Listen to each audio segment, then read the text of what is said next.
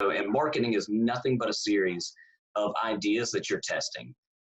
We have ideas that we feel like will work, but a lot of times it's a culture of testing things and being able to throw things. You get this almost like it's bad, throw things against the wall sort of mentality, and that's not it. This goes back to the metrics thing that I brought up earlier. You put it out there, you believe in your idea, you explain why it makes sense, and then you measure it and then show, hey, what I said I thought would happen did, or, oh, no, it didn't, but here's where it was off. And this is what I start to call the kink in the hose. So when you're talking about marketing or any profession, there's a process, and there's always something in the process that can be improved upon.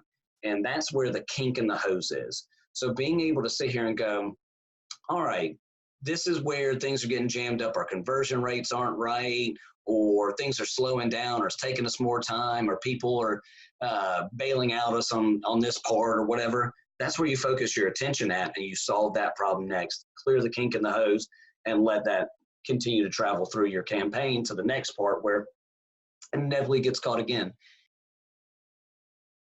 It's really hard to be really good at every facet of marketing. So, and those that maybe just dipping their toes in, not know about everything, just rattling off the top. I mean, nowadays, not only do you have to be great with a ridiculously expensive or expansive tech stack of, I mean, just look at social media alone, the tech stack there I'm not, like right now, I don't use TikTok. I need to be familiar with TikTok. That is not that old of a piece of social media for us, but I also then still have to be proficient in Facebook, which I'm old enough to have been on when you could only be in college to use it.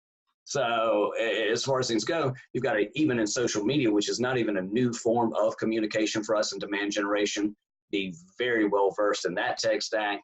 Plus then all these automation tools, including HubSpot, Eloqua, Marketo, Pardot, so on and so forth, just as the lifeblood to get your job done. And then actual technical trades like search engine marketing, SEO, website builders, from something as simplistic as Wix to actually understanding how to do your own code. So marketing is most certainly the functional area that has to not only understand a lot in their own realm, in their own profession, but then you interconnect to everybody. There's only one department that I've barely connected to, and that was the accounting department. Everybody else, customer success, has marketing in it.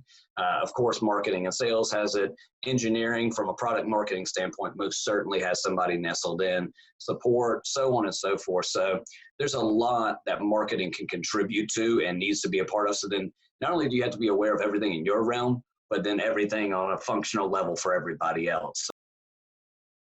Marketing is that person to make everybody else's life easier.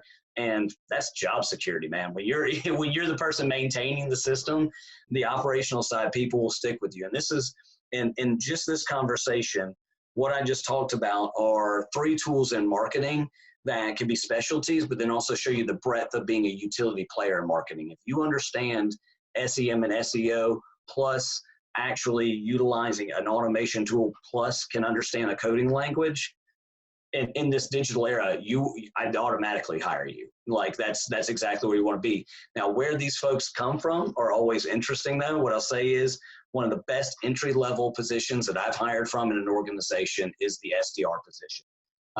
So it's one of those things, like, it's not glamorous. You're cold calling or calling warm leads or whatever else, but you get the best understanding of business, and people will get to know your personality. You get a chance to be in a business and connect with folks. So this is the last thing here, is go and actually do one-on-ones with folks in the marketing team. Go have coffee, ask them questions, become friends, whatever the case may be, and then let them know. I had so many people would let me know their interest in being in marketing a year before they joined up on my marketing team. So, and then it's these kind of building situations where you get to that, and then also show, hey, you know a lot about the business. I can trust you to be autonomous and go over here and fix problems. So a lot of people come from the SDR role, and I'd send them right back to go fix problems for me over on that side. It's like, okay, I need you to design some campaigns for this. So you end up back where you came from, but you're on a different side of the ball, I guess.